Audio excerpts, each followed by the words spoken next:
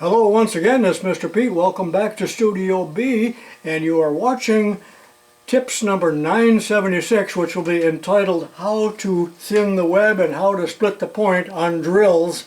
And I'll be using these two machines. Hopefully you have watched the two other videos, and those were numbers 974 and 975. And in those videos I showed you how to sharpen the point of a drill on both of these grinders, and the yellow one last year as well. And that is really the same on both of these. But the split pointing and the web thinning is different on the two, and that's what this video is all about. Now, if you're interested in buying one of these, I'll have a link in the description to Vevor, and there is a discount code, so be sure and use that. So let me review again the difference between the MR13A and 13B, because they look really the same except for the location of this hole on the two of them. And they are identical in terms of just sharpening a drill. But this model is capable of split pointing, whereas this one is capable of web thinning, and they are not quite the same, and I'm going to explain all of that. This machine is about $30 cheaper than this one, but with this one, not only will it thin the webs, but you get the diamond wheel as a bonus. This one does not have the diamond wheel. They both come with 11 ER20 collets. None of this information is available in the booklet that they sent with it, so I had to do quite a bit of researching here. And I marked these. This is my label here, where this particular one is capable of split pointing, where this one is capable of web thinning.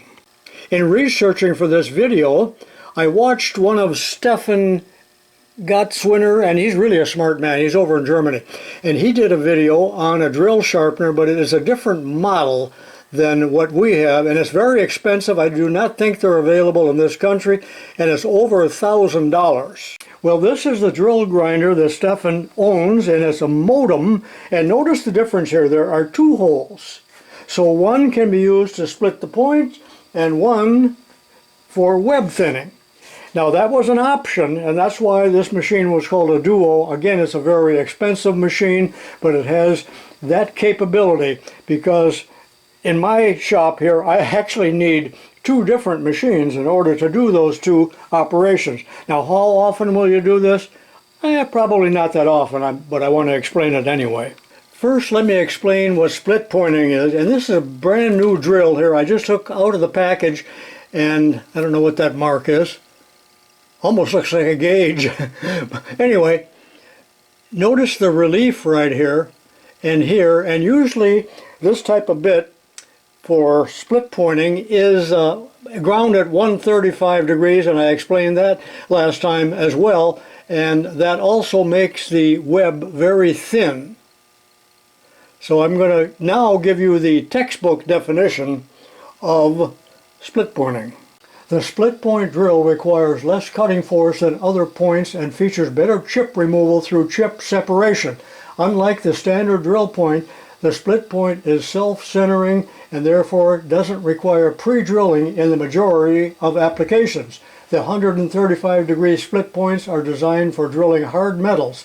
They have a sharper angle that allows them to penetrate the material faster and easier than 118-degree standard points. They also reduce the risk of wandering or slipping off the center of the hole. So that's what split pointing is all about. And it would be almost impossible to do that just by free-handing. So that's why these drill grinders are so important. For quite some time now, I've been talking about the large teaching aids that I used to make, and it's just the point of a drill, and I'll be featuring this in another video, so I'm not going to say much right now, other than this is the chisel point, the center of a drill, or the web. And if that's too thick, you're going to have an awful lot of effort involved in drilling a hole, especially with a hand drill, and especially with larger drills. These pictures are out of a Cleveland twist drill booklet. Notice that in this picture they are showing you the web of the drill and how much thinner it is near the end on a brand new drill as opposed down to the base, because that gives the drill more rigidity. But as you sharpen it and it gets shorter and shorter, the web becomes thicker, as shown in this example. And I'll show you another one here in a real life momentarily. But here's the original web thickness, and perhaps after grinding a whole inch off, you can see that it is thicker.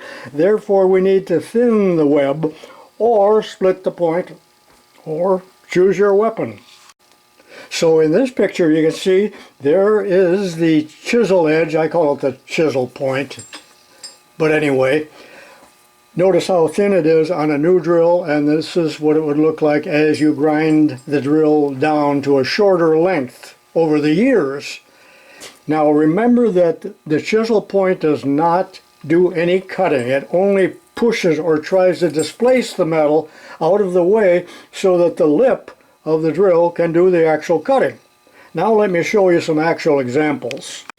For this demonstration, I cut the drill off, about 2 inches down from the top. Now if you have a damaged drill and it's all burnt up and worn on the end, you may have to amputate part of it. And then of course you're going to have a thicker web. But let's compare now. Here's the original factory point. I got a glare there, but can you see how thin that is compared to 2 inches down on the drill? So if we were to sharpen this drill right here, it would end up with a very, very thick chisel point or web. This is the short half-inch drill that I showed you a few minutes ago, and I just sharpened it at 135 degrees, see if it fits the gauge. Now you must sharpen it and get it in the collet in the correct position before you do the split pointing. So if you cut any off, that's what you need to do.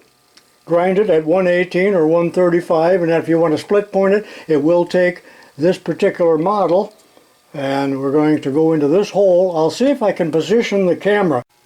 Okay, looking at the hole here for split pointing, notice that there's 2 pins. Now, the purpose of those pins is to line up with the flats on the collet holder here, the chuck. And we do not need to rotate it at all. We just align the pins with this and slowly push it down until there is no more cutting or no more sparks. And in other words, it's just dropping down as far as I can and stopping right here on the shoulder. Okay, we're going to split the point.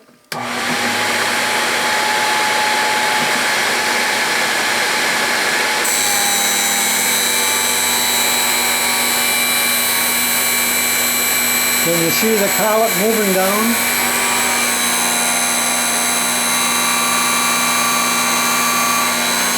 Now it's all the way down, no more sparks, no more grinding, and we'll turn it 180 degrees. Wear your glasses, you see there's sparks flying without the guard.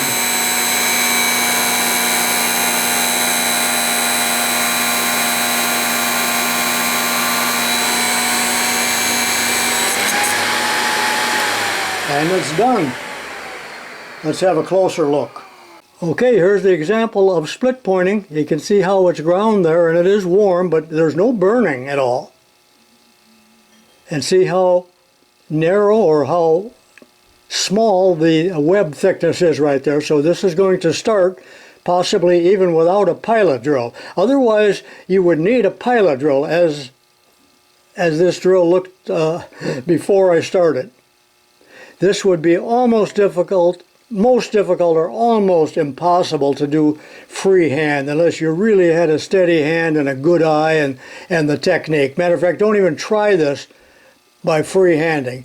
But that's what split pointing is all about and how you can do it, and it has to be done with model 13A. 13B will not allow that.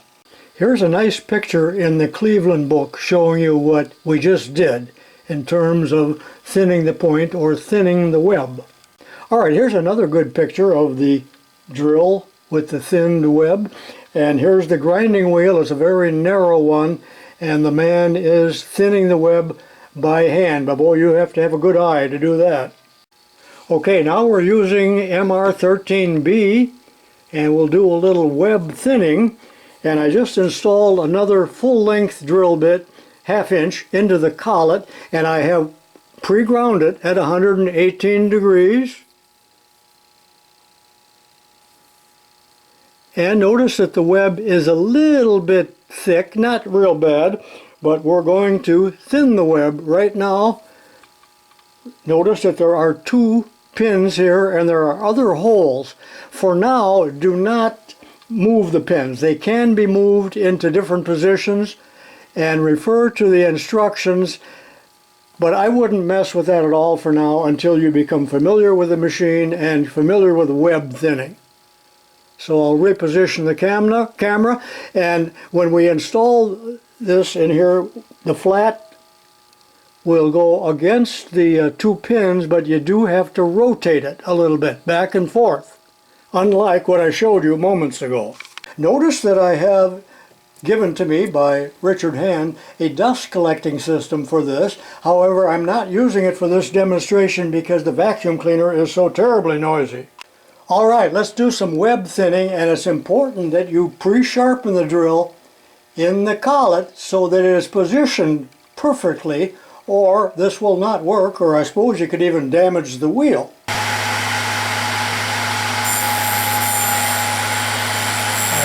Notice that we turn it, and not very much will be removed.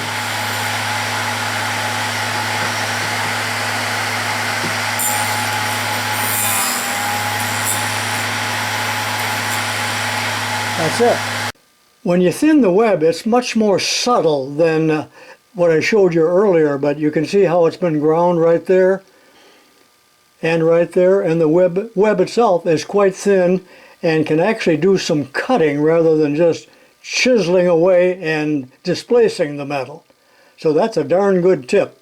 Sometimes you're going to get a little bit of relief right here, sometimes you won't. Let me talk a little bit more about making adjustments on the grinder. This is really hard to understand, but in the instructions here they talk about moving those little pins into different locations, and these are the results that will occur depending on what set of holes you use right here. You probably will never do that, but if you do, you need to experiment extensively with it. Now, I'm still talking about web thinning here, but here's another adjustment that you can make, but I would say do not fiddle with it. And what this does, after you loosen this just a little bit, and this one as well, by turning this whole fixture here will pivot on this bolt, and it will raise it or lower it away from the wheel and change the depth on the cut. So that's a possibility if you want to do it, but I would avoid it at all costs. Leave it at the factory setting, at least for your initial experimentation and learning curve.